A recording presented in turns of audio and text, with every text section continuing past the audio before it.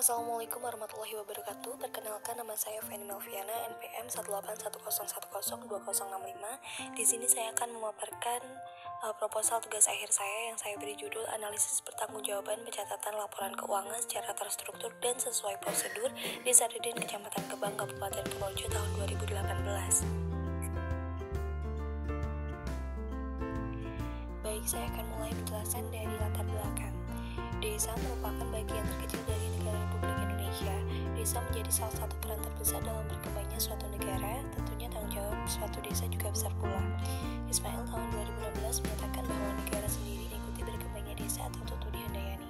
Husada tahun 2016 menyatakan bahwa dalam pembangunan sarana desa dan dusun pada tahun yang akan datang akan meningkat secara signifikan. Desa akan mendapatkan gaji dari negara. Dalam hal ini, desa sangat diistimewakan oleh pemerintah. Desa mendapatkan bantuan dari APBN dan APBD seperti dana desa dan alokasi dana desa. Undang-Undang Republik Indonesia Nomor 6 Tahun 2014 mengangkat desa tidak hanya dari sekedar subjek pembangunan, tetapi menjadi objek pembangunan negara. Oleh karena itu, pencatatan dana perlu dilakukan secara terstruktur dan sesuai prosedur yang menciptakan suatu laporan keuangan yang sesuai dengan kenyataan.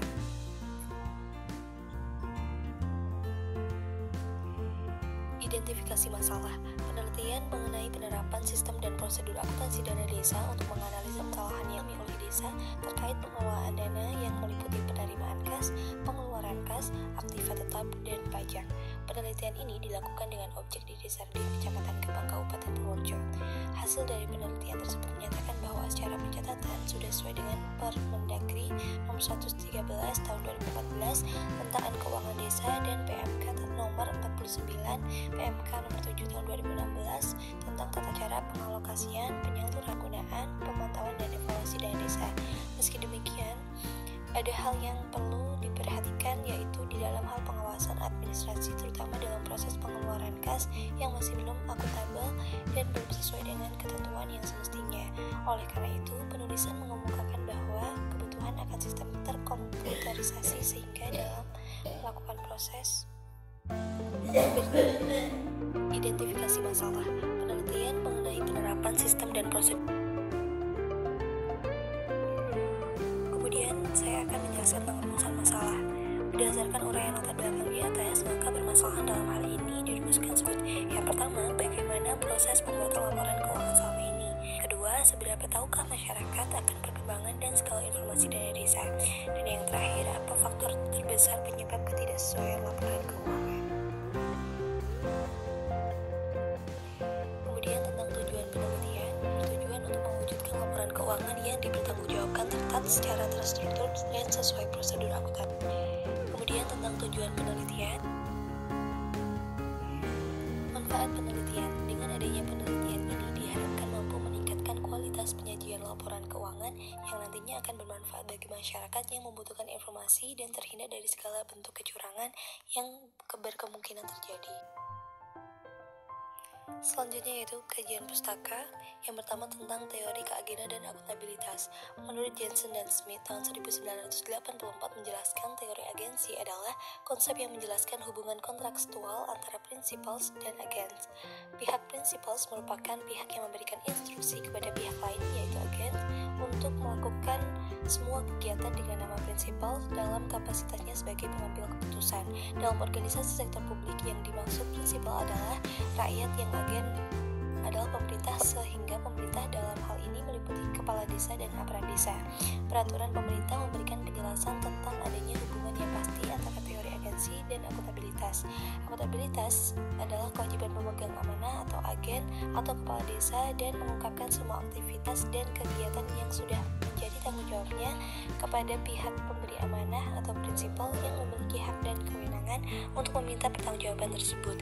Kepala desa dan aparatur desa harus mempertanggungjawabkan pengelolaan sumber daya yang dimiliki serta pelaksanaan kebijakan yang dipercayakan kepada entitas pelaporan dalam mewujudkan tujuan yang telah ditetapkan secara berkala. Selanjutnya yaitu tentang pengertian Kemudian sistem akuntansi. Sistem akuntansi merupakan organisasi formulir, catatan, dan laporan yang dikoordinasikan sedemikian rupa untuk menyediakan informasi keuangan yang dibutuhkan oleh manajemen untuk memudahkan pengelolaan perusahaan. Jika sistem akuntansi dijalankan dengan baik, maka akan menjamin dilakukannya prinsip stewardship dan accountability dengan baik.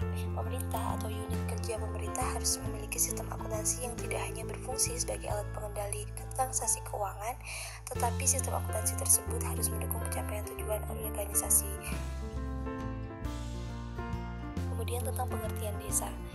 Menurut Undang-Undang Republik Indonesia Nomor 6 Tahun 2014 tentang desa, desa adalah kesatuan masyarakat hukum yang memiliki batas wilayah yang berwenang untuk mengatur dan mengurus urusan pemerintahan, kepentingan masyarakat setempat berdasarkan prakarsa masyarakat, hak asal-usul, dan atau hak tradisional yang diakui dan dihormati dalam sistem pemerintahan negara Republik Indonesia.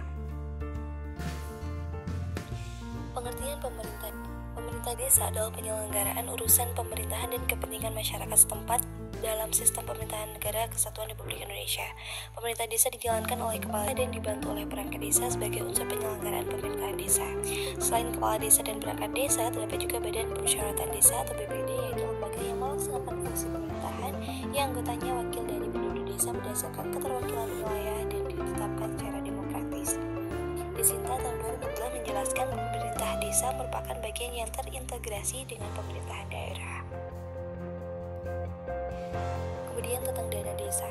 Menurut Peraturan Pemerintah Republik Indonesia Nomor 60 Tahun 2014 tentang dana desa yang bersumber dari pendapatan dan belanja negara.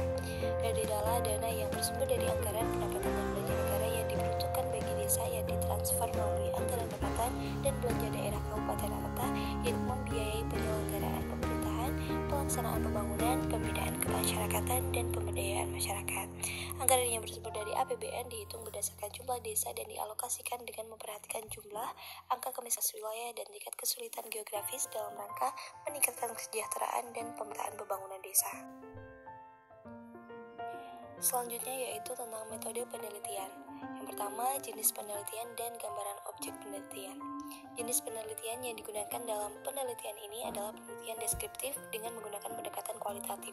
Pendekatan kualitatif adalah yang menggunakan data berupa kalimat tertulis atau lisan, perilaku, fenomena, peristiwa-peristiwa, pengetahuan, dan objek studi yang diamati oleh penelitian.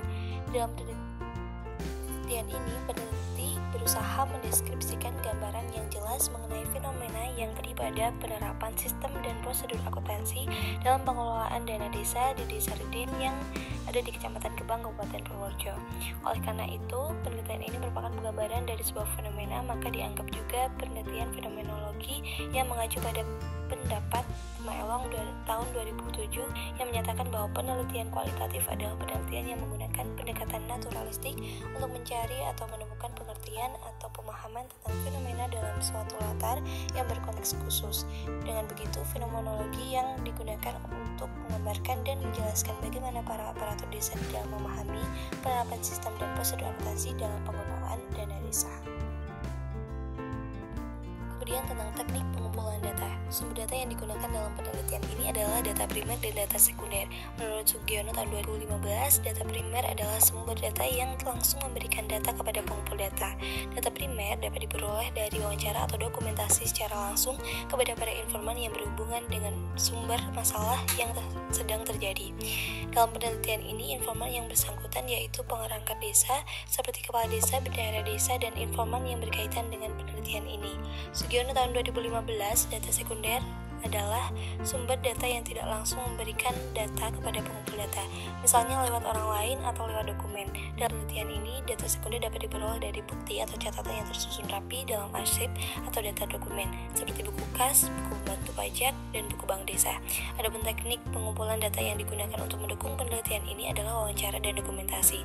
Dan menurut Sugiono tahun 2015, wawancara merupakan pertemuan dua orang untuk bertukar informasi dan ide melalui tanya jawab, sehingga dapat dikonstruksikan makna dalam suatu topik tertentu.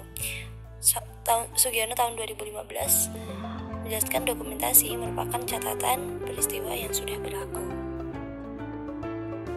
Selanjutnya, satuan kajian. Di dalam penelitian ini, satuan kajian mengungkapkan hal-hal yang dibahas peneliti dalam penelitiannya sehingga akan mengarahkan perhatian peneliti terhadap sesuatu yang akan diteliti. Suatu kajian Dalam penelitian ini meliputi sistem dan prosedur akuntansi desa yang diterapkan dan dirancang dengan baik yang terkomputerisasi, maka menjamin pertanggungjawaban pelaporan keuangan yang baik pula.